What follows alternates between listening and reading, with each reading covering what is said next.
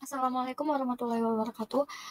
Perkenalkan nama saya Nana Nur Fadila dari Prodi Teknologi Rekayasa Elektronika. Jadi kali ini saya akan menjelaskan tentang suatu program bahasa C, yaitu untuk menentukan nilai maksimum dari dua bilangan. Jadi di sini saya sudah membuat programnya, akan jelaskan satu persatu. Yang pertama ada include studio.h. Include ini adalah header atau library untuk menyimpan semua data-data yang ada di sini. Lalu yang di baris ketiga ini ada int main. Int main ini adalah tipe data.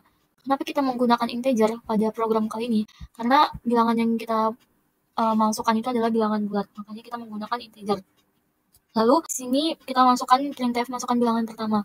Nah, setelah printf ini jangan lupa untuk menambahkan titik koma pada akhirnya, karena kalau misalkan nggak pakai titik koma, programnya itu bakal error. Lalu selanjutnya ada scanf %i. Kenapa di sini kita menggunakan %i? %i ini fungsinya adalah untuk membaca nilai bilangan bulat. Kan tadi kita menggunakan integer. Nah, kalau misalkan menggunakan integer itu berarti kita menggunakan %i atau %d. Dua-duanya bisa dipakai, tapi di sini saya menggunakan %i.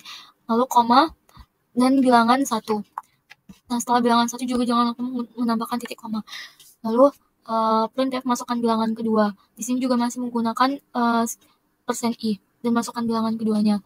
Nah, ini printf garis miring n ini gunanya untuk enter ke bawah untuk memberi jarak antara masukkan bilangan kedua dan nilai maksimum di bawahnya ini. Lalu di sini ada if. If itu adalah sebagai perintah percabangan. If ini harus ditulis ke dalam, menjorok ke dalam sedikit agar dapat dibaca oleh fungsi sebagai perintah. Karena kalau misalkan if ini ditulis sejajar dengan yang int ini, jadi dia tuh nggak kebaca sebagai perintah, maka programnya itu bakalan error. Nah, ini juga setelah printf-nya itu juga menjorok, setelah if, printf-nya itu juga menjorok ke dalam. Lalu kita di sini kenapa kita bilangan 1 lebih besar dengan bilangan 2? Karena di sini kan kita sudah membuat perintah percabangan if ini. Lalu di sini ada else. Else ini sebagai untuk menentukan pilihan. Ibaratnya tuh kalau misalkan di flowchart itu sebagai yes atau no gitu. Kalau di sini printf nilai maksimum dari kedua bilangan tersebut adalah %i. Kita masih menggunakan %i di sini. Nah, coba kita build run and build ininya, programnya.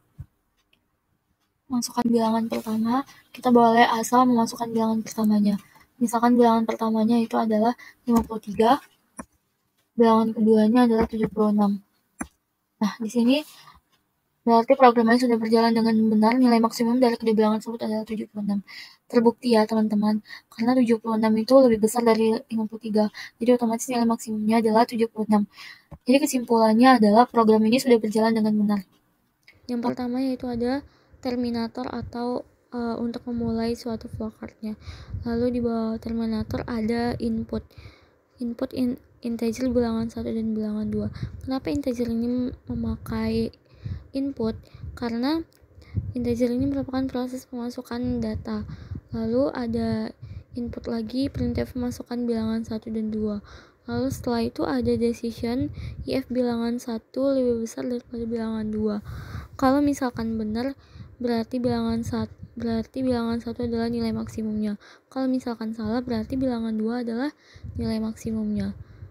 Lalu terdapat decision lagi, masih sama seperti yang tadi. Kalau misalkan salah, berarti bilangan 1 yang nilai maksimumnya. Kalau misalkan benar, berarti bilangan 2 yang nilai maksimumnya. Oke, setelah itu selesai. Ditutup dengan terminator lagi. Sekian penjelasan dari saya. Wassalamualaikum warahmatullahi wabarakatuh.